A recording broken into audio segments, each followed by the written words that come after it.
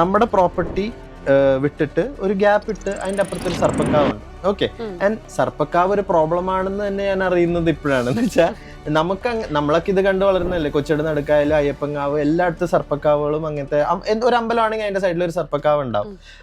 പനമ്പിളിനാറില് 60-80 ലക്ഷം വരെ ഒരു സെന്റിന്റെ ആൾക്കാർ പറയുന്നുണ്ട്.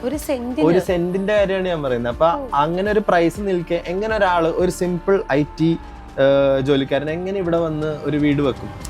ഞങ്ങളിങ്ങനെ ഈ കണ്ണനാടി കൂടെ ഒക്കെ പോകുമ്പോൾ ചിന്തിക്കും, കൊച്ചി എറണാകുളം ജില്ലയിൽ ഇത്രയും നല്ല സ്ഥലങ്ങളുണ്ടോ, എറണാകുളം ജില്ലയുടെ പരിധിയിൽ തന്നെ വരുന്നതാണോ നമ്മൾ ചിന്തിച്ചു പോകുന്ന കുറച്ച് സ്ഥലങ്ങളാണ്. അല്ലെങ്കിൽ സിറ്റിയുടെ നടുക്കൊരു അപ്പാർട്ട്മെന്റ് വേണമെങ്കിൽ മിനിമം നമ്മളൊരു 2.5-3 crore സ്പെൻഡ് ചെയ്യണം. സോ ടാജിന്റെ ആ റെനോവേഷൻ ചെയ്തത് നമ്മളാണ് ഒരു നോട്ട് എൻറ്റയർലി, ഒരു ഭൂരിപക്ഷം റെനോവേഷൻ ചെയ്തത് നമ്മളാണ്. അപ്പൊ ആ വ്യക്തിയാണ് ശരിക്കും വള്ളുവശ്ശേരി ബിൽഡേഴ്സ് എന്ന് പറഞ്ഞ സ്ഥാപനം തുടങ്ങാനുള്ളൊരു കാരണം.